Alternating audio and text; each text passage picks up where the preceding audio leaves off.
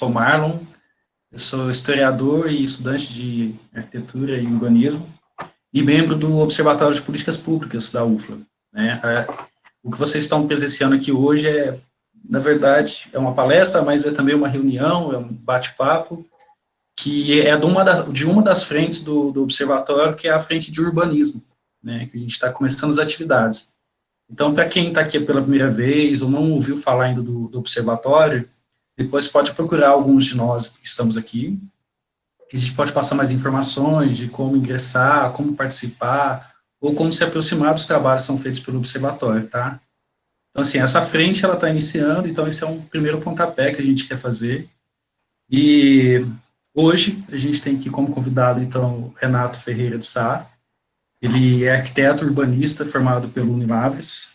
Vou dar uma coladinha aqui também, porque atualmente ele é arquiteto na RUSET Engenharia.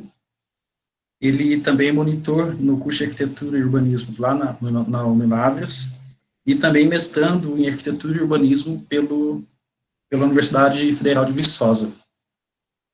Então, hoje, que era para ser um bate-papo, a gente acabou se transformando isso num evento, para poder participar mais pessoas, levar isso mais à frente. A ideia é de trazer novas técnicas, metodologias e conhecimentos acerca do urbanismo, para que a gente possa, aos poucos, ir solidificando e cristalizando conhecimentos e interesses em construir mais pesquisa em cima de urbanismo, principalmente em Lavras, né? Eu vou deixar para o Renato explicar melhor o que ele vai falar aqui hoje, da teoria da sintaxe espacial, mas queria só para ficar mais norteado para vocês saberem como que vai dar o andamento, a gente tem um teto máximo de 1h10, 1h15. Eu acredito que o Renato ele vai ter por volta de 50 a 60 minutos de fala, e ele está estruturado da seguinte forma: primeiro ele vai apresentar o que é a teoria da sintaxe espacial para nós, ele vai explicar detalhadamente. Depois ele vai falar de como que ele aplicou um exemplo de aplicação dessa metodologia, dessa teoria também em Lavras, o que é muito legal para a gente, que somos pesquisadores aqui da cidade, e também outros exemplos que tem de aplicação em outros lugares no Brasil, tá? E no final ele vai ter as considerações finais. Ao final a gente pretende abrir para pergunta, mas a gente não tem nada muito estruturado sobre isso. A gente está também um pouco fora da formalidade, né? Mas assim que o Renato terminar, a gente vai abrir para um bate-papo, se alguém tiver uma pergunta. Então, assim, se você tiver alguma pergunta ou alguma consideração, pode já escrever aqui no chat para a gente, que a gente tem uma equipe aqui já coordenada para poder ir aglutinando em blocos as perguntas. E eu peço por gentileza, assim, para ir olhando também, se for fazer uma pergunta, perceber se a sua pergunta não está repetitiva, porque às vezes pode embaraçar um pouquinho o nosso trabalho, né? Mas, assim, enfim, acho que não precisa ser tão rigoroso, senão tudo dá para andar dentro da normalidade. Portanto, então, boa noite, Renato. Obrigado por estar aqui com a gente. E a palavra é tua, meu querido. Bom, pessoal, então, boa noite a todos. Quem ainda não cumprimentei, agora é uma boa noite oficial, né? Eu agradeço a oportunidade que toda a equipe, né, do OPP proporcionou para a gente, para essa conversa, para essa troca de ideia, principalmente agora, né, agradecendo aí a todos em nome do Marlon, da Larissa e da Ana. E eu tô olhando aqui porque a minha tela está aqui na minha frente, eu vou colocar a apresentação para a gente, mas o objetivo aqui, conforme o Marlon colocou para a gente, é fazer uma conversa, um bate-papo, uma troca de ideia. A gente está falando aqui sobre, né, a teoria da sintaxe espacial, acredito que alguns já conheçam, outros talvez ainda não, então eu tirei, na verdade, uma grande parte vai ser apresentando conceitos, apresentando o coração mesmo da teoria, porque o objetivo dessa nossa conversa é justamente trazer uma outra visão, né? Então, por isso que eu coloquei, acredito que vocês já estejam vendo, né? Agora eu não estou vendo mais o chat, só o slide aqui, então qualquer coisa vocês podem ligar o microfone, pode ficar à vontade. Então, justamente por isso que eu coloquei como título, né? Desenvolvendo um outro olhar. Por que um outro olhar? Justamente porque a teoria da sintaxe espacial, ela não tem a pretensão de cobrir todos os aspectos da cidade. A teoria ela não tem a pretensão de ser a última verdade a respeito do espaço. Então, ela surge, e aí a gente vai trabalhar isso no decorrer da nossa conversa, como uma alternativa, como uma forma de somar critérios, de somar metodologias, de somar ferramenta, e a gente vai trabalhar muito com a configuração do espaço urbano. Trabalhamos com a configuração, mas com o objetivo de entender o seu aspecto social, né? Então a gente vai falar mais sobre isso. Bom, então, conforme o Marlon colocou, hoje eu sou mestrando no programa de pós-graduação em Arquitetura e Urbanismo da UFV, e eu tenho desenvolvido a minha pesquisa ainda com a teoria da sintaxe espacial. Eu tive contato com ela na graduação, em 2018, depois eu dei continuidade trabalhando com ela no meu trabalho de conclusão de curso e entrei no mestrado com a proposta também de desenvolver o trabalho dentro da teoria. E o trabalho, ou melhor dizendo, a minha pesquisa, ela está sendo em relação às ferramentas digitais que são utilizadas para se realizar as análises sintáticas. Então eu até deixei o meu e-mail aí, porque eu acabei conseguindo, né, reunindo uma quantidade considerável de material. Então são teses, dissertações, artigos, livros a respeito desse tema. Mais para frente eu vou colocar para a gente ver como que... Vou colocar um slide aqui para a gente ver como que a teoria se desdobra e como que ela pode ser aplicada em vários contextos. Então, de repente, se é do interesse de alguém, né, se algum de vocês estiver desenvolvendo algum trabalho em relação a algum assunto que eu vou colocar, ou então que seja só por curiosidade, vocês, né, fala com o Marlon, pode pedir meu contato, tem um e-mail que eu posso repassar também algum material. Inclusive, antes da gente começar, eu estava conversando com a Ana, o Frederico de Holanda, que foi um dos precursores desse tipo de trabalho em pesquisa com a teoria da sintaxe espacial aqui no Brasil, quando deu ali aquela primeira fase da quarentena lá em 2020, né, no ano passado, ele disponibilizou um dos seus livros gratuitos na internet. Não é um livro focado em sintaxe espacial, mas é um livro sobre a cidade. Então, acho que vale a pena dar uma olhada. Eu estou com o livro também posso repassar. Bom, então vamos lá. Para a gente entrar no assunto, gente, nada melhor então do que algumas definições, né? E eu trouxe aqui para a gente, então, o contexto histórico do surgimento da teoria. Porque ela aparece ali, na verdade, originalmente, ela foi publicada nesse livro, né, que é o The Social Logic of Space, autoria de Bill Hiller e Julianne Hanson. Eles eram pesquisadores da Universidade de Londres, porém, os seus estudos a respeito de sintaxe espacial, eles já estavam sendo feitos desde a década de 70, e eles culminam ali em 1984 com a publicação desse livro. E aí é onde a teoria ganha visibilidade mundial, né? Ela sai daquele círculo estreito dos estudos ali da equipe e ganha o mundo. E o interessante é que justamente nesse período, a gente pode dizer que existem outras linguagens de projeto que são irmãs da teoria da sintaxe espacial. Eu trouxe aqui para a gente a linguagem de padrões do Christopher Alexander, que ficou muito conhecido. Lançaram um livro de mais de 1000 páginas, onde ele começa a abordar o projeto em arquitetura e urbanismo dentro de uma região. Então ele traz uma linguagem de um projeto regional, de um planejamento urbano regional, incluindo várias cidades, e vai focando até ele chegar, por exemplo, dentro da organização dos móveis dentro do seu quarto.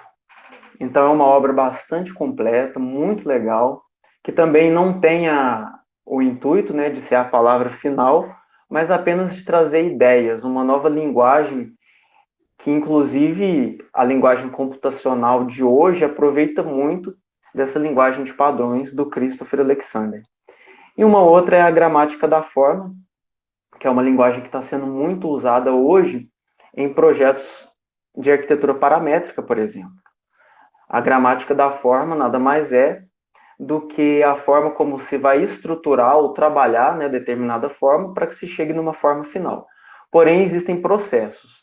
Esses processos, eles seguiriam uma ordem semelhante àquilo que a gente encontra na linguagem, por exemplo, na formulação de frases, de textos. Então, por isso, a palavra gramática da forma. Vale a pena olhar também. E é interessante nós falarmos a respeito de gramática da forma, né? Porque sintaxe espacial, ela vem justamente do próprio estudo da linguagem, né? Quando a gente está lá na escola, nós estudamos sobre sintática e semântica, que é justamente o título da nossa conversa, que eu vou adentrar mais daqui a pouco. Desde então, desde o aparecimento, lá em 1984, deste livro, a teoria ganhou um aspecto mais mundial. Então, hoje a gente tem muito trabalho publicado pela China, Israel, Suécia, Coreia. O Brasil publica muito trabalho na teoria da sintaxe espacial. Se a gente pega os simpósios internacionais que acontecem hoje, sempre tem trabalho de brasileiro. Inclusive, nesse livro aqui, ó, que é um dos livros bases também da teoria, né? A gente vai encontrar aí 2 livros principais da teoria do Hiller. O primeiro esse primeiro que eu apresentei, The Sociological Space, e o segundo é esse, o Spaces the Machine, onde ele vai, nesse aqui em específico, ele vai mencionar um pesquisador brasileiro, né? Então é o próprio autor da teoria, reconhecendo na introdução do livro um avanço que veio aqui do nosso país.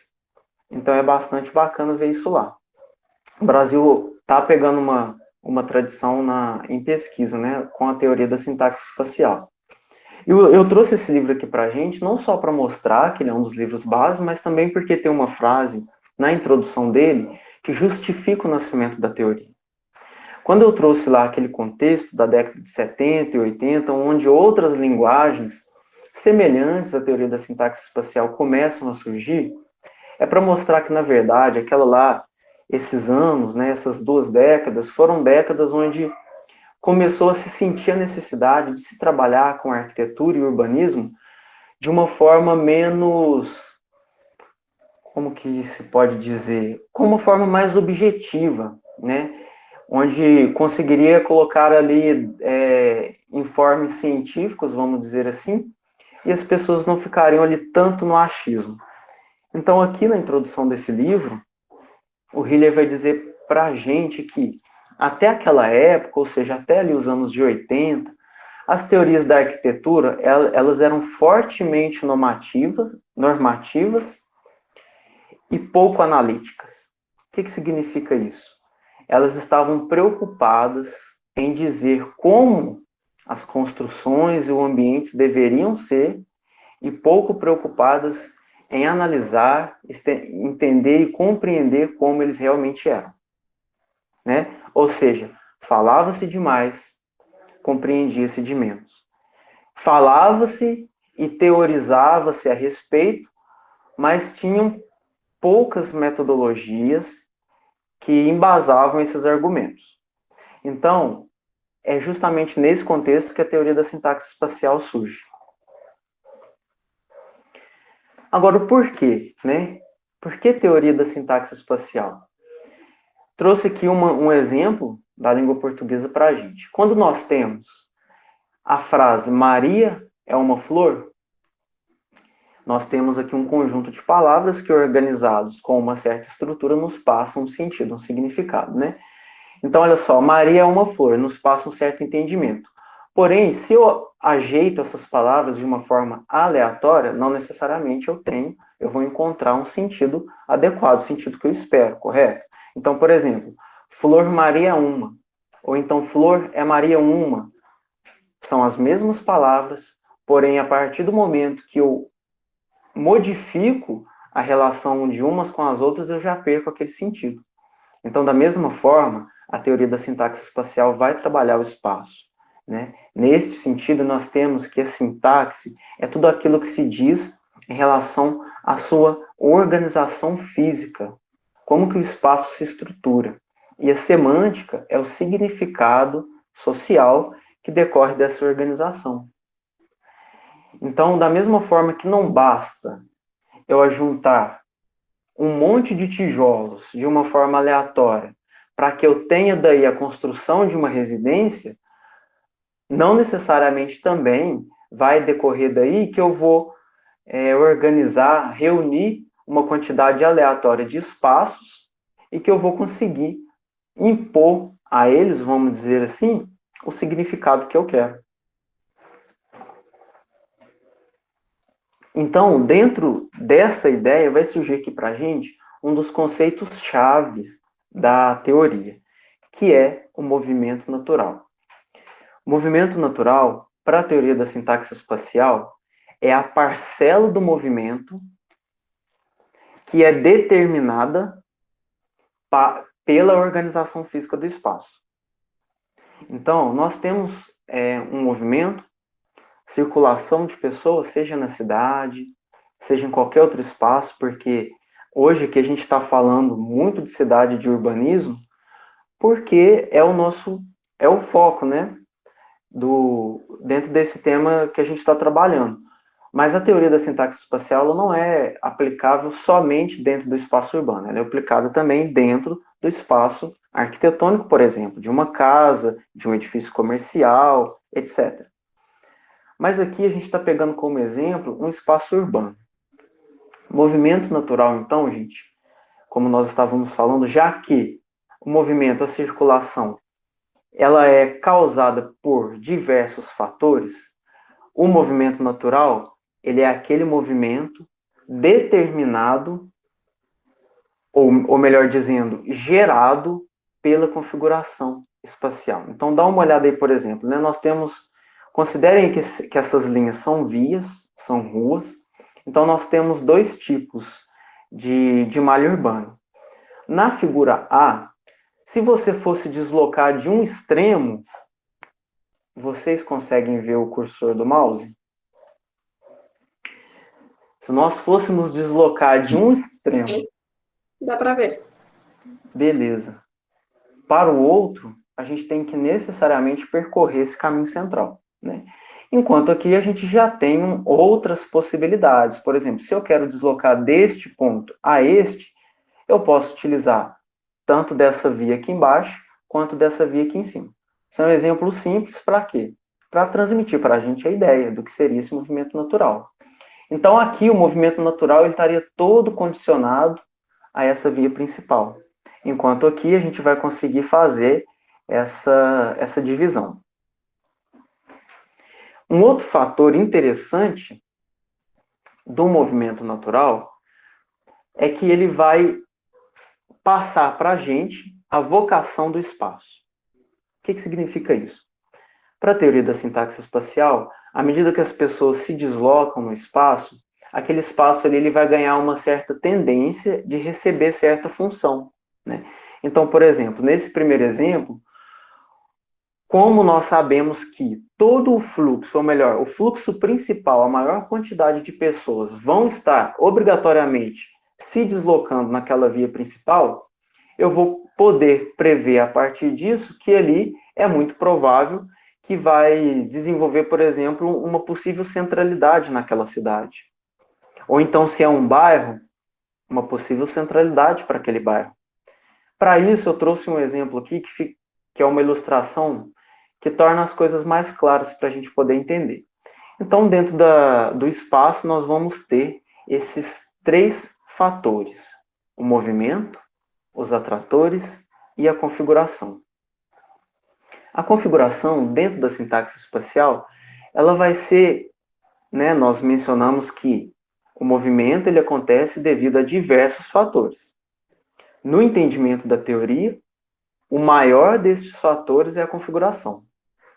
Então, assim, ela entende que a configuração do espaço é o principal gerador de movimento. Ou, pelo menos, se ele não for gerar, ele é o principal organizador. Então, a partir do momento que a configuração condiciona esse movimento, a gente tem aí o aparecimento dos atratores. Esses atratores podem ser pontos, né? Um comércio, uma indústria, ou até mesmo uma área residencial, que a gente vai posicionar se a gente quer uma área residencial no local movimentado, ou se nós queremos uma área residencial no local mais afastado. E os atratores, gente, eles vão gerar também movimento. Então, movimento e atrator, eles atuam um sobre o outro, né? Então, por exemplo, eu tenho um comércio. Eu quero que o meu comércio seja visto. Alguns comércios não precisam, a gente sabe disso. Mas determinados usos, eles têm essa necessidade de estar onde existe movimento. Então, um atua sobre o outro.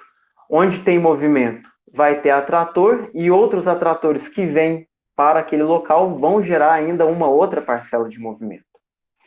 Porém, tanto o atrator quanto o movimento, eles são afetados pela configuração e não afetam a configuração, né? Então, esse é um esqueminha mostrando para a gente, no entender da teoria, a partir das observações que foram feitas, dos estudos que foram feitos, do Hiller, da Hanson e dos outros trabalhos que até hoje vão sendo feitos, fica cada vez mais evidente que a configuração ela é um fator determinante de criação de vida do espaço, vamos dizer assim.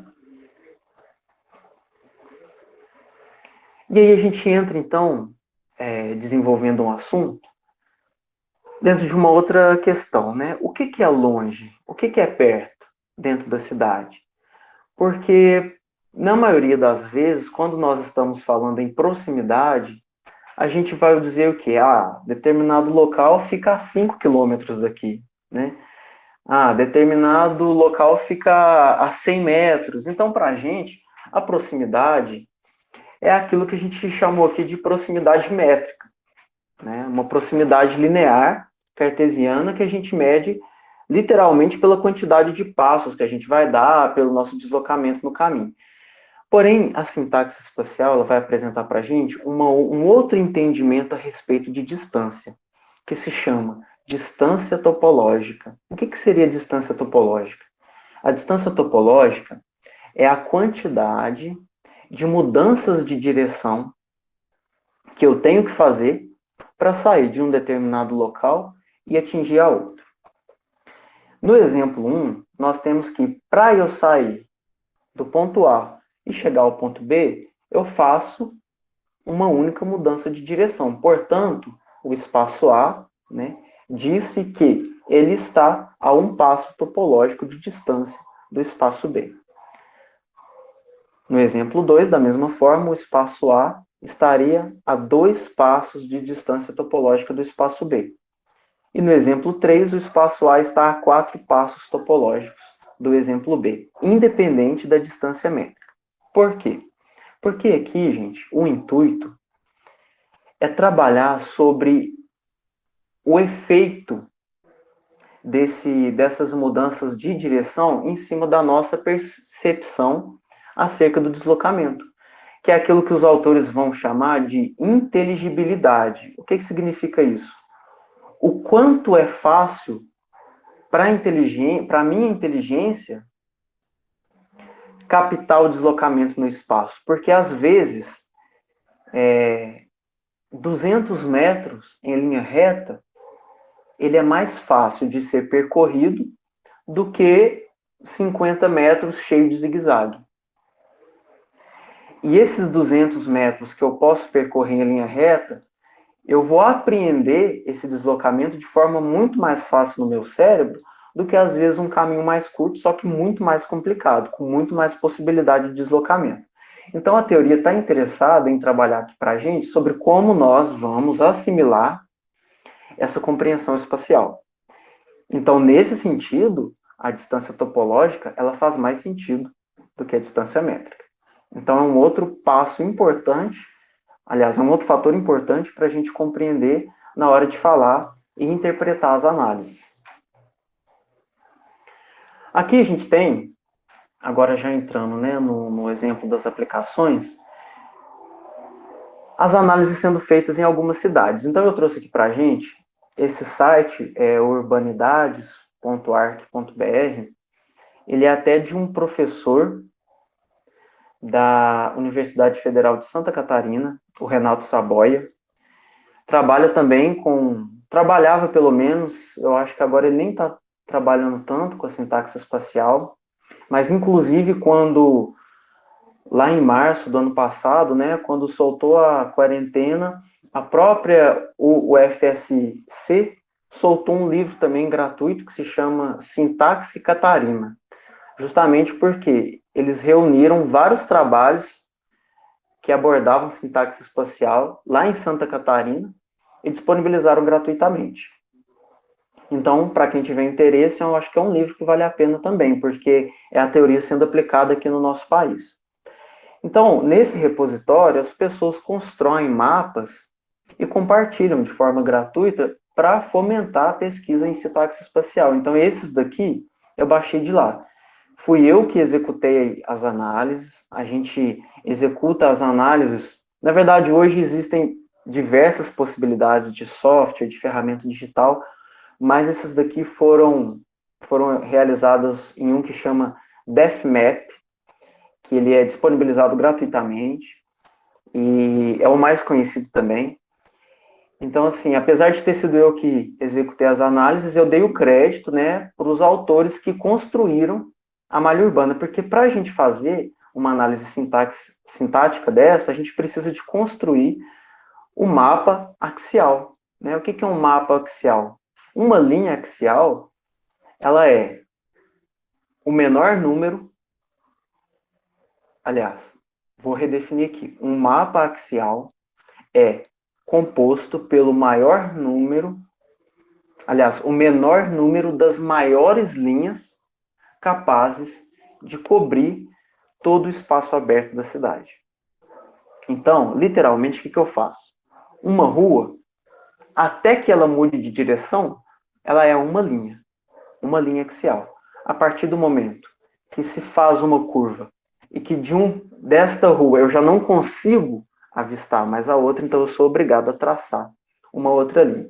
Então a gente vai desenvolvendo isso. Hoje já existem métodos para se fazer isso de forma automática, né? Então aí você não precisaria ficar desenhando linha por linha. Então, tendo o mapa axial formado, a gente consegue tirar dele essa análise. E a análise, gente, quando a gente está fazendo, aí a gente entra, né, num outro campo. Por quê? Porque existem agora diversas métricas. Por exemplo, aqui foi analisado sobre a métrica de integração. O que significa integração? O quanto uma rua é próxima de outra. Então, aqui foi realizada uma integração global. Significa que eu estou relacionando todas as ruas com todas as outras do sistema, e aí ele vai me dar quais são aquelas que estão mais integradas, ou seja, quais são aquelas em que eu tenho mais acesso, mais facilidade de acesso. E o que a gente observa é, à medida que a gente tem essas ruas numa tonalidade mais azul, um amarelado, verde, azul e azul escuro, é à medida que essa integração vai esfriando, ou seja, é um espaço que se torna mais difícil de ser acessado. Enquanto que aquelas que são laranjas e vermelhas, é aquilo que a gente chama de núcleo integrador. Esse núcleo integrador, se nós formos observar, ele vai coincidir, geralmente, com o centro comercial da cidade. E é interessante, porque na hora de você fazer essa análise, você não oferece para o software nenhuma informação além da configuração viária. Então ele vai analisar, ele te retorna essa resposta, e aí é justamente isso que eu vou mostrar aqui agora. Por quê? Porque nesse projeto de iniciação científica que eu fiz na graduação, que, né, ele tinha o título Análise Sintática Espacial na Cidade de Lavras, Conexão e Centralidade, a gente estava trabalhando justamente como que acontecia essa centralidade aqui em Lavras sob a perspectiva e a ótica da sintaxe espacial. E quais foram os resultados? Esse aqui, se não me engano, foi realizado em 2017, mas eu acredito que com o mapa viário foi realizado em 2018, mas com o mapa viário de 2017. Né? Então, provavelmente aconteceram já algumas mudanças, né? Já se passaram 3 anos, mas só para a gente compreender, acho que já dá para a gente, pelo menos, tentar buscar algumas coisas interessantes aqui. Para quem é lavrense, eu acredito, e principalmente, né, para quem já está trabalhando nessa área da arquitetura, da engenharia, do urbanismo, é fácil a gente compreender os locais ali, né, o que significa o quê. Mas para quem não é de fora, eu trouxe aqui algumas referências. Por exemplo, se aqui a gente vai observar uma certa tendência em ter uma centralidade mais circular, com exceção de Jaraguá do Sul, que é uma centralidade mais linear, aqui em Lavras também a gente tem um núcleo mais linear, né? Que se inicia aqui, que é hoje onde se encontra o Instituto Presbiteriano Gamo, né? Uma escola conhecida aqui em Lavras, e vai subindo, passando ali pela Praça Doutor Augusto Silva, até chegar no ponto onde hoje nós temos ali a bifurcação que dá origem à Rua Otacílio Negrão de Lima, que é esse ponto conhecido aqui na cidade também, né, a Funerária Carvalho. Esse seria o núcleo integrador da cidade de Lavras, sob a perspectiva dessa métrica aqui, ó, integração RN. Como assim, Renato? O que significa integração RN? Quando nós vamos fazer a análise de integração das vias, eu tenho uma opção, por exemplo, de raio. O que significa o raio? O raio não é nada mais, nada menos do que a quantidade de passos topológicos que eu vou estipular para calcular aquela integração. Então, suponhamos que eu quero trabalhar a caminhabilidade da cidade de Lavras. Então, eu vou estipular um raio, geralmente se estipula ali um raio de 100, considerando que o pedestre ele vai dar preferência para se caminhar uma distância de até 100 passos topológicos. É lógico que isso é só uma média de referência, né? Porque fizeram-se pesquisas e aí descobriram que existem valores que, se nós formos, por exemplo, calcular para deslocamento de bicicleta é um valor, apesar de que o deslocamento da bicicleta ele é bem próximo ainda ao deslocamento do pedestre, o deslocamento de carro é um outro valor. Então, se eu considerar que eu quero avaliar o deslocamento de pedestres, eu vou considerar, por exemplo, raio 100.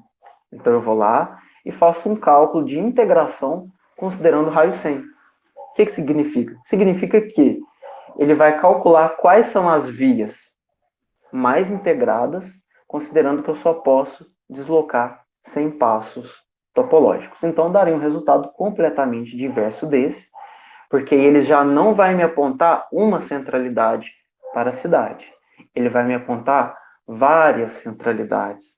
Nós estaríamos trabalhando na centralidade na escala do bairro, por exemplo, que é aquele deslocamento que eu faço a pé, para ir na padaria, para ir num comércio local, para ir num ponto na casa de alguém, de algum vizinho, de alguma pessoa que eu conheço. E quando eu falo de integração global, ele vai analisar todas as ruas, ele pega cada rua de forma individual e analisa em relação a todas. Então, a partir disso, a gente consegue uma visão geral da cidade, e foi isso que aconteceu, né? E um ponto interessante, né, que a gente destacou, que a gente descobriu, foi, por exemplo, se nós observarmos esse ponto aqui, ó, né, nós temos aqui a zona norte da cidade, aqui a zona sul, a gente vai observar que, visualmente falando, nós conseguimos extrair dados numéricos dentro do software, mas só que para a gente ter essa percepção visualmente falando, eu já consigo avaliar, por exemplo, que esse extremo norte aqui da cidade, ele está diferente de todo o resto no que diz sentido à sua integração, até mesmo nesses opostos, ó. Todos esses pontos aqui são opostos, eles são periféricos na malha. Porém, nenhum deles está com a tonalidade de azul que eu encontro nesse aqui. E que localidade é essa? Esses bairros são hoje bairros destinados a... São bairros de interesse social, né, destinados à moradia social, onde hoje a gente vai encontrar lá o Judite Cândido e o Vista do Lago. Talvez um dos bairros de maior necessidade de todos os tipos, né? Então, por exemplo, necessidade de recurso, necessidade de estrutura, e é justamente aquele onde se encontra a maior dificuldade de acesso ao centro, considerando que a centralidade seria aquela que a centralidade da cidade seria aquela que oferecesse a maior quantidade de recursos para quem vive na cidade, né? Então, foi um ponto interessante. Aí você fala assim, mas Renato, significa então que aqueles pontos periféricos são mais difíceis de ser acessados e os pontos mais centrais, geometricamente falando, são mais fáceis? De uma forma geral, sim, podemos fazer essa ideia. Porém, a gente não pode manter isso como uma forma absoluta. Por quê? Aqui, por exemplo, nesse miolinho, não sei se vai ficar visível para vocês, nós vamos ter um conjunto de linhas na tonalidade azul, cercadas por linhas amarelas e laranja. Se a gente fosse usar essa lógica, elas teriam também que estar, por estar ali no centro geométrico do tecido urbano, elas teriam também que estar completamente integradas, mas não estão. Por quê? Por causa da forma em que foram construídas, ou seja, ali a gente tem um tecido urbano quase que labiríntico, é difícil acessar. Ainda que seja pequeno, ele é complicado de você assimilar o seu deslocamento ali. E isso influencia também no desenvolvimento desse espaço. Quanto mais difícil de ser acessado, menos o fluxo de pessoas, né? Menos infraestrutura esse espaço recebe. E aí, se a gente for observar lá hoje, ele é um espaço também extremamente carente. Um outro tipo de análise que a gente pode fazer dentro da teoria da sintaxe espacial é a análise de escolha. E o que seria a análise de escolha? A análise de escolha, ela vai nos dizer quanto determinado espaço está incluso no caminho das pessoas que se deslocam pela cidade. Então, aqui a gente vai ter, eles até brincam, falam que Lavras a rua, é a cidade de uma rua só. Então, agora a gente consegue enxergar isso, porque a gente entende que a rua ou melhor, o espaço onde vai concentrar o maior número de circulação de pessoas é justamente o trechinho que vai do final da praça Dr. Leonardo Venerando Pereira até o cruzamento com a rua Álvaro Botelho, né? Que é justamente ali onde a gente vai ter a igreja matriz da cidade, onde a gente vai ter o comércio forte, né, funcionando. Então, gente, o que é interessante disso tudo? O interessante é que a gente só fornece para, por exemplo, o software de análise, a rede, a malha urbana. E ele retorna para a gente certos dados que, quando a gente vai comparar com o que a gente enxerga na realidade, a gente vai ver esse tipo de comprovação de que, de fato, o espaço está ganhando vida e está ganhando usos de acordo com a sua configuração espacial. Então, aí a gente tem, segundo essas análises, o núcleo integrador da cidade de Lavras. E um outro espaço forte também seria aqui a rua Otacílio Negrão de Lima, né? Com um alto resultado do fator escolha também.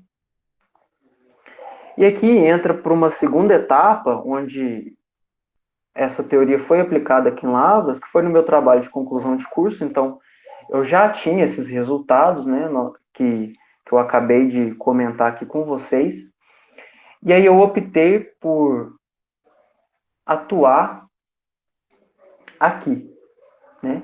Para quem não identificou, aqui nós temos o bairro Água Limpa, Novo Água Limpa 1 e 2, Residencial Mundo Novo e aqui o Fonte Verde.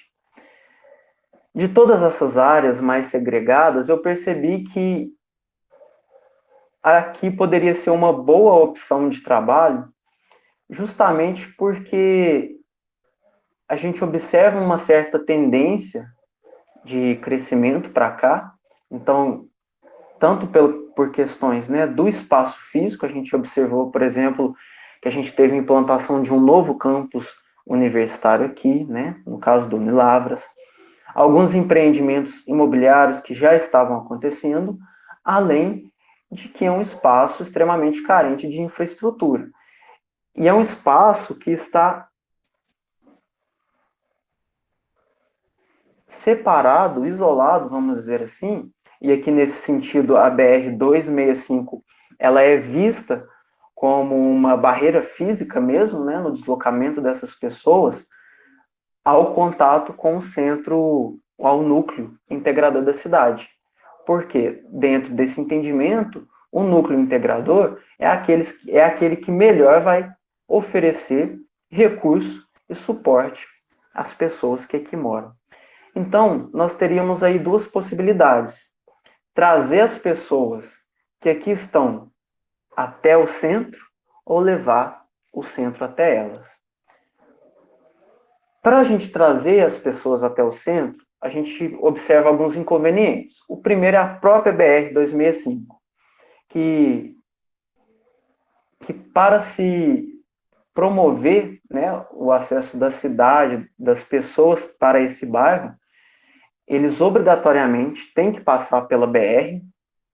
Então, de repente, para quem tem um carro pode ser até mais fácil, mas para aqueles que vão fazer o deslocamento a pé, a gente sabe o quanto que isso é desconfortável e até mesmo oferecendo, né, risco para a saúde das pessoas, risco para a vida, na verdade.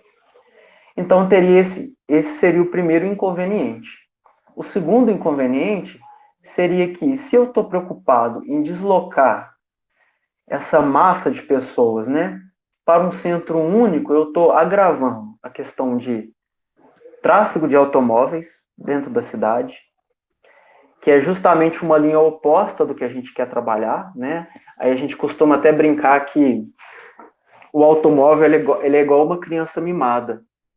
Quanto mais espaço você dá para ele, mais espaço ele vai pedir, né? Então, dentro da arquitetura e do urbanismo, entende-se que a solução para aumentar, ou melhor, para melhorar a acessibilidade de pessoas, não é necessariamente fazendo mais ruas, ou melhor, fazendo ruas mais largas, porque à medida que eu faço ruas mais largas, a pessoa fala, tá bom para trafegar de automóvel, então eu vou comprar meu automóvel. E assim essa demanda vai crescendo. Então talvez seja necessário pensar outras formas mais inteligentes. E aqui nesse trabalho, eu optei por levar o centro até a cidade. Quando eu falo em levar centro, eu estou dizendo em levar os serviços que estão presentes no centro até aquele local. Então, assim, a pessoa não tem o inconveniente de deslocar. Então, o que a gente faz aqui nesse trabalho foi propor um programa de ocupação para aquela região, né? Então, aqui a gente trabalhou com o aumento da área residencial, promoção, né, tentar promover ali o uso de equipamentos públicos de saúde, educação, esporte, lazer, serviços, trazer para cá uma subprefeitura que pudesse atender essa etapa, e aí aqui a gente denominou como eixo do futuro, né? Por isso que o trabalho chamou de olho no futuro, justamente porque é uma proposta de intervenção para redirecionar o eixo de crescimento da cidade. Então, considerando que futuramente poderia haver esse tipo de crescimento, a gente também já trabalha todo tipo de espaço aqui. E onde que entra, gente, a teoria da sintaxe espacial? A teoria ela entra na organização das vias, né, da forma como eu estou dispondo essas ligações, da ligação que está sendo feita aqui do bairro, me fugiu o nome, Fonte Verde, aqui com o bairro Mundo Novo. Interessante, né, a gente notar, porque o bairro Fonte Verde, ele é seguramente hoje um dos bairros de maior índice de violência social aqui na cidade. E é um bairro que só está ligado à malha urbana da cidade já existente por uma única via, que mesmo assim dá acesso direto à rodovia. Então, é um tipo de segregação crítica que a gente encontra. E talvez construindo esse acesso, né, promovendo esse acesso, caso fosse possível a sua execução, a gente estaria trazendo o bairro Fonte Verde para dentro dessa malha que a gente está aprimorando, né? Então foi uma das propostas também. Então, a partir disso, a gente propõe vários tipos, né, de uso, de forma que a intenção seria mesmo criar uma pequena centralidade que pudesse aconchegar mesmo aqueles que dela precisassem. E aí, na época, a gente fez um levantamento, se não me engano, eram 1.700 pessoas aproximadamente, né, porque a gente contou com quantidade de família e fez uma média ali de 4 pessoas por família, então haveria aproximadamente 1.700 pessoas residindo. Aí haveria também a ampliação de um novo parcelamento, né, para uso residencial. E depois a sintaxe ela foi utilizada também para averiguar se houve, de fato, um melhoramento na integração. E aí o que a gente descobriu foi que uma área que a gente tinha aqui, no caso Fonte Verde, com um azulado bem mais escuro, indicando o nível de segregação dele, a gente, com uma conexão que a gente faz, a gente consegue reduzir aquele nível de segregação.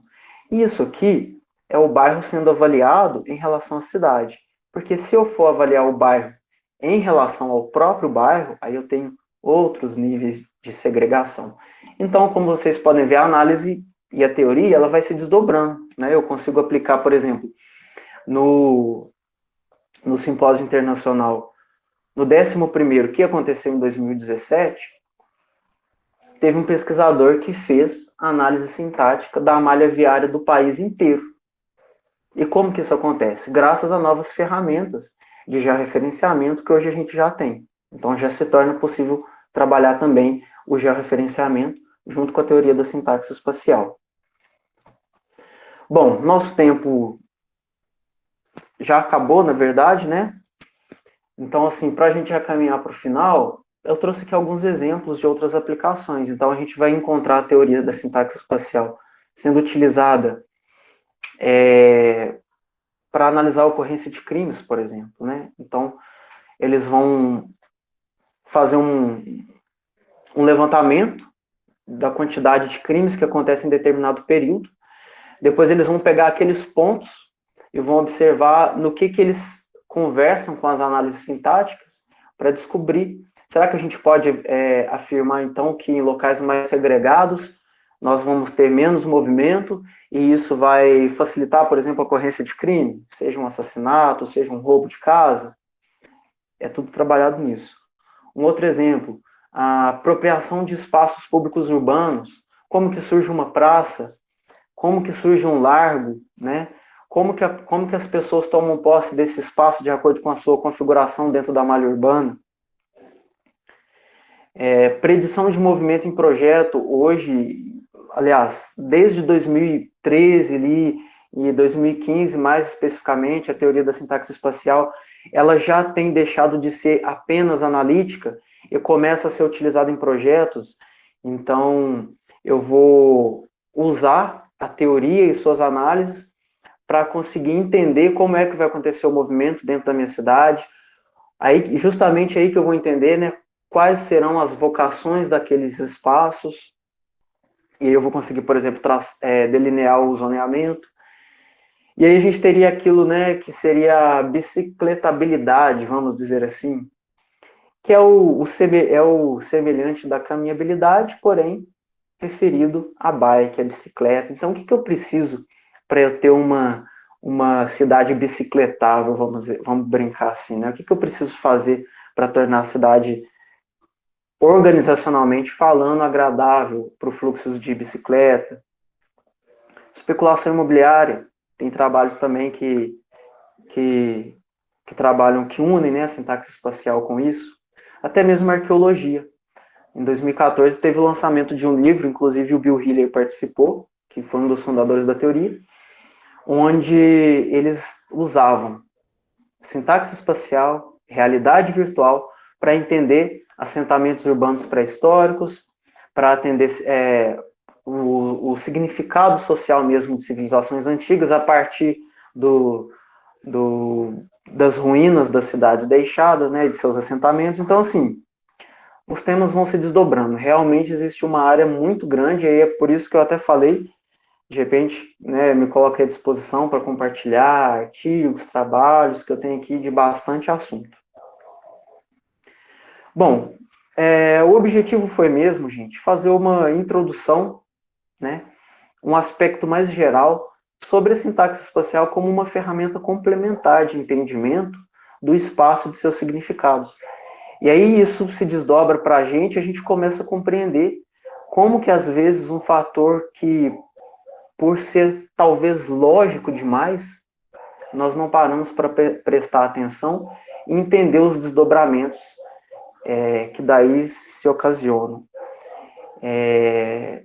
Que as pessoas elas não vão necessariamente utilizar os caminhos mais curtos, mas sim os caminhos mais fáceis em termos de navegabilidade, ou seja, com menos mudanças de direção. E que a forma como o espaço é organizado vai gerar encontros e esquivanças, e daí, portanto, o seu sentido social, que é justamente ocasionado pelo movimento natural, que por sua vez vai gerar a vocação daquele espaço. E por fim, essa metodologia tem ganhado uma certa consideração justamente por permitir essa abordagem espacial, por permitir o casamento, né, vamos dizer assim, das abordagens quantitativas e das abordagens qualitativas do espaço.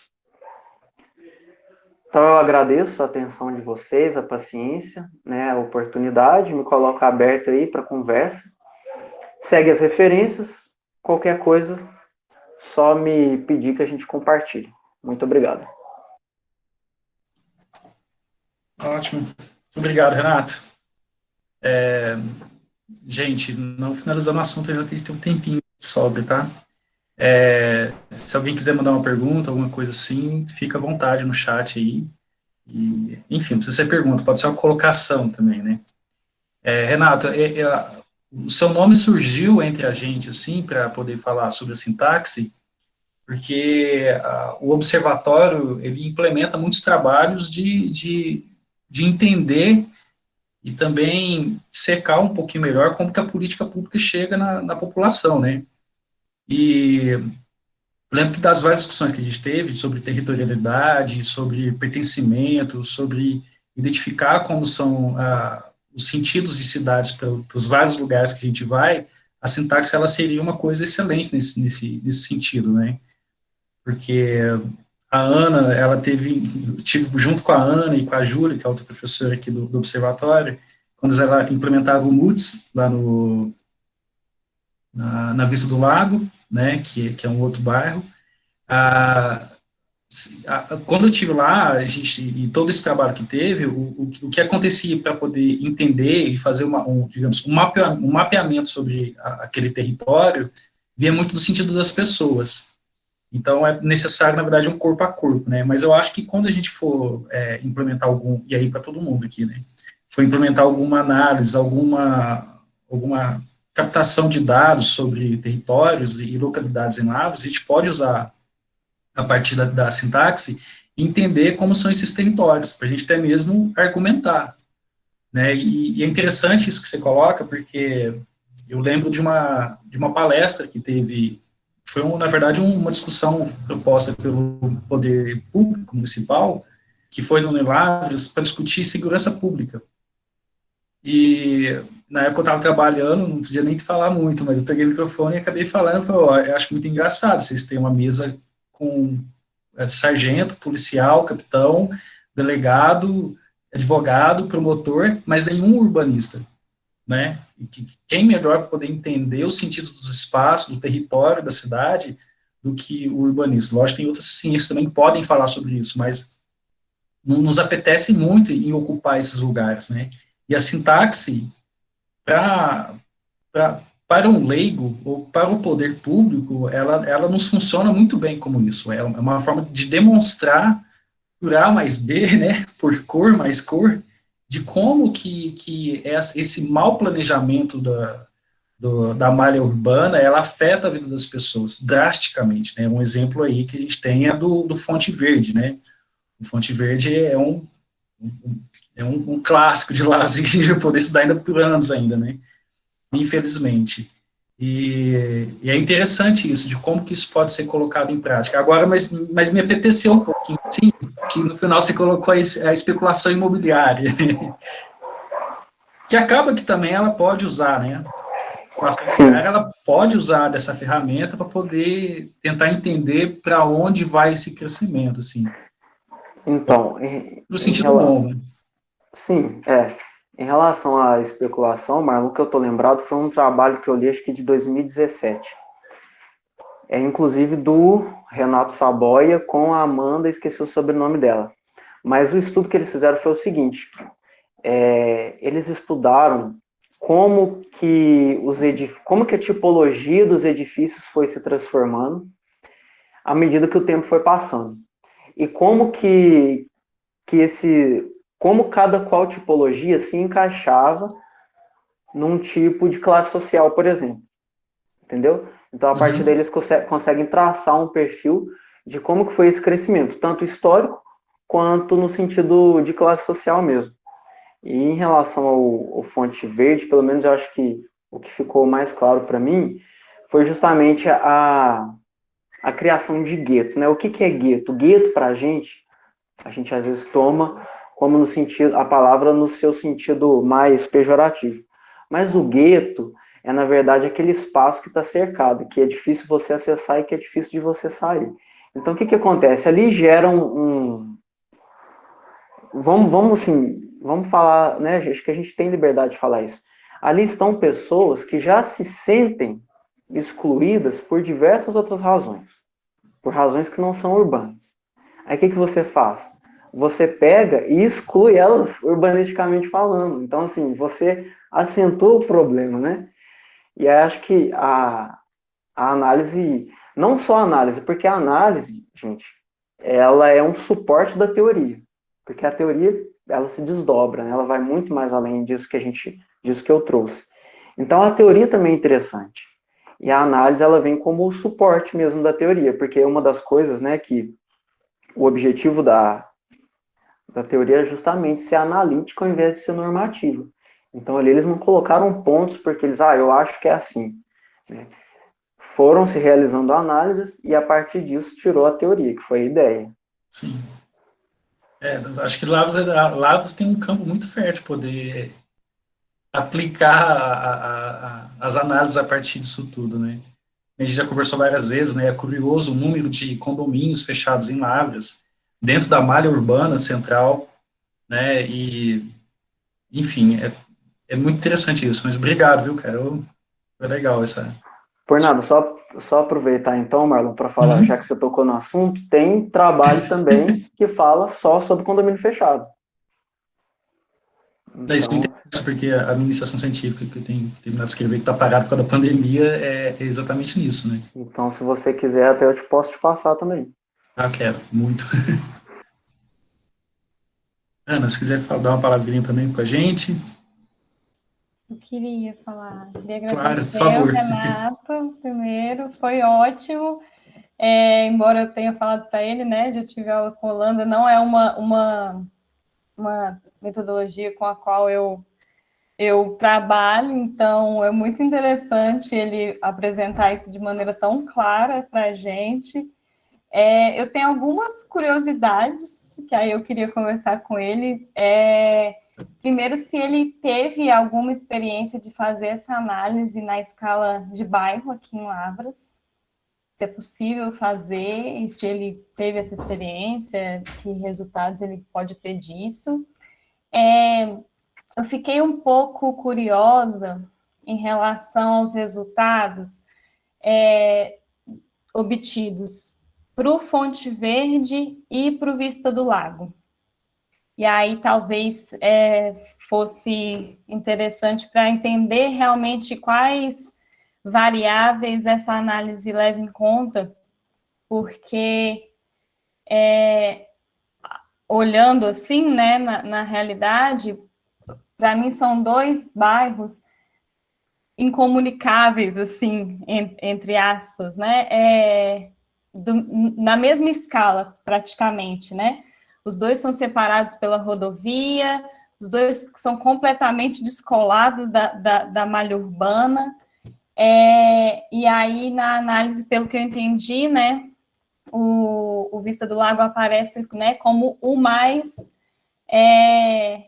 em termos dessa comunicação, né, o mais desfavorecido. E aí eu queria entender, assim, talvez quais os critérios que levam um a ser um pouco mais comunicável, não sei se eu estou usando os termos certos, do que o outro, sabe? Até porque, assim, no Fonte Verde ainda tem uma questão de que é perigoso o acesso, né? É um acesso, assim, que se você não souber exatamente onde você está indo, você perde, né? Você não encontra o acesso. E também queria perguntar para o Renato quais as bases ele usou. Eu admiro e sempre vou admirar muito quem tenta tratar as cidades médias e as cidades pequenas, quem tenta trazer essas análises para esses espaços, né? Eu acho que a gente está aqui com as universidades para produzir esse tipo de conhecimento, para olhar para o nosso território. E aí eu queria parabenizar, né, o Renato por ter feito essa análise aqui na cidade. É isso. Bom, Ana, muito obrigado. Eu acho que eu vou retornar aqui na projeção, porque a gente consegue falar, né? Vou voltar lá no resultado de Lavras. Bom, na sua primeira pergunta, então, é possível fazer análise só de bairro? Sim, é possível. Existem alguns problemas teóricos, porém, que acontecem também na análise da cidade. Que problema que é esse? É o que eles chamam de efeito borda. O que é o efeito borda? O efeito borda é o seguinte: se eu pegar qualquer bairro, né, que seja aqui o Vista do Lago e o Judite, que a gente está falando dele, e analisar só ele, eu vou observar que ali dentro vai ter uma rua que é aquela que seja mais integrada, né? Acho que era esse o termo que você estava falando. E aquelas ali que estarão nas bordas, elas vão estar menos integradas. Então, o que é o efeito borda? O efeito borda é justamente qual o critério que eu estou usando para determinar, no caso, até onde a malha urbana da cidade vai e até onde ela não vai.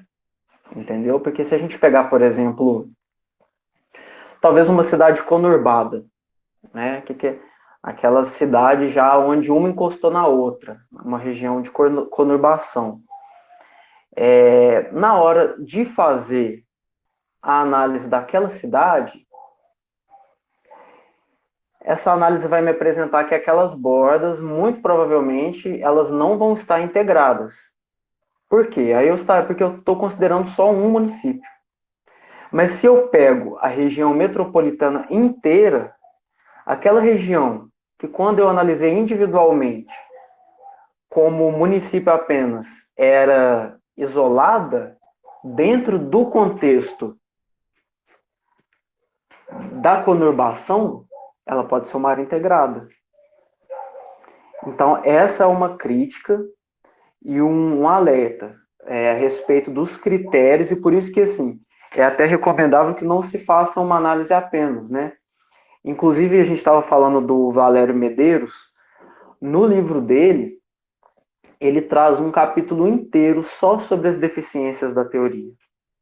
O o Vinícius Neto, que é um outro estudioso da teoria, ele fala, ele até brinca, ele fala nessas palavras, num artigo que ele publicou no Enampark, acho que de 2012, ele fala assim: não existe teoria pau para toda obra, né? Então, assim, querendo ou não, ela vai apresentar ali as suas falhas. Inclusive, na minha pesquisa agora do mestrado, eu parto a minha pesquisa em cima de uma falha, né? Porque quando a gente está vendo aí, que aí faz parte da sua pergunta, você colocou quais as variáveis que são feitas essas análises e que deu que o Judite e o Vista do Lago é mais segregado do que o Fonte Verde. Se eu entendi bem a sua pergunta, a única variável que se foi analisada foi a configuração, né? Então, por isso que a gente fala, o movimento natural, ele aborda o movimento, a parcela do movimento que a configuração proporciona. Então, aí existem também aqueles outros críticos. Ah, mas então não é o movimento todo. Não é. É parte do movimento. Para a teoria, é a parte principal. É a maior parte. Então, sob quais critérios foram feitas essas análises? Qual variável? Única e exclusivamente a variável da configuração, né? Então, se a gente for considerar outros fatores, por exemplo, topografia, será que a topografia influencia nisso? Não sabemos. A minha pesquisa do mestrado, ela está entrando na topografia. A gente não tem software que considera a topografia nas análises, né? Por que será? E existem vários outros, mas então, assim, é aquela história, o movimento natural ele é uma parcela do movimento, mas não é o movimento todo. Então, a variável, se eu não tiver respondido, você pode me perguntar de novo, mas eu acredito que seja isso. É única e exclusivamente a configuração. É a única informação que você fornece para o software, no caso. Ô, Renato. Desculpa. Perdão, Renato, mas assim, se a gente olhar assim a análise que é feita, o movimento, ele é configurado em 2Ds, né? É uma vista topográfica, assim, de cima. E aí, quando você fala que vem trazer a questão da problemática das diferentes topografias que a gente tem, então a gente está trabalhando em uma terceira dimensão, então, seria isso? É exatamente isso. Tanto é que o título da minha pesquisa é a terceira dimensão na teoria da sintaxe espacial. Sabe por quê? A gente falou aqui de integração e escolha, mas tem outras métricas, por exemplo, isovistas. O que são as isovistas? As isovistas é a parcela do ambiente que é vista. E eles consideram que quanto maior o raio de visão, maior também a minha facilidade de acesso. E essas análises de isovistas, hoje, ela é feita num ambiente chapado, 2D. Então, mas espera aí. Aí eles levantam a questão, uma meia parede é obstáculo ou não é para a vista? Por quê? A minha vista alcança o espaço, mas ele não é um acesso direto que eu faço. No escritório onde eu tenho uma divisória de vidro, eu enxergo outro lugar, mas eu não tenho acesso, né? O fator da topografia, por exemplo. Se eu tenho dois espaços e eles têm a mesma configuração espacial, qual que eu vou escolher? Aquele que tem maior variação de topografia ou que tem menor variação de topografia? Então, são fatores que vão agregando a discussão, tá vendo? Uhum. Então, de uma corrente, parece que ela vai se ramificando em muita coisa, e tem muito trabalho para tudo quanto é coisa que vocês possam imaginar envolvendo. Não, muito massa. Gente, vamos já... Ana, você tem mais alguma coisa para poder falar? Não, só ia agradecer ao Renato, falar que ele respondeu sim, e é muito pano para pesquisa, né? Mas fantástico, muita coisa. Muito legal. Bom, fica o convite para todo mundo que está nos escutando também, se tiver de interesse, ingressar também nessa fileira de trabalhar, né? De trabalho. Bom, Renato, mas é isso, temos nosso tempo já um pouco estourado já. Em nome do OPP, em nome de todos todos estão aqui, né, participando. Eu queria agradecer muito a oportunidade que você trouxe para a gente. Provavelmente no futuro a gente vai te cutucar e perguntar sobre mais coisas ainda, porque para a gente é muito interessante. E para os demais que estão assistindo, que vieram interessados na temática, já sabe agora da existência dessa frente do observatório, que está se crescendo, né, está se cristalizando aos pouquinhos, e a nossa ideia mesmo é gerar conteúdos e gerar debates como esse, gerar, né, encontros, entre aspas, encontros pós-pandemia, também a gente pode perceber isso depois, mas, enfim, no máximo é isso mesmo. Muito obrigado, viu, Renato? Bom, eu que agradeço a oportunidade, a conversa, compartilhamento, e sempre que puder, a gente vai conversando aí. Tá ótimo, então. A todos também, muito obrigado, gente. Tenham uma boa noite. Enfim, uma boa semana para todos, que já é segunda, né? Então, Pedir para responder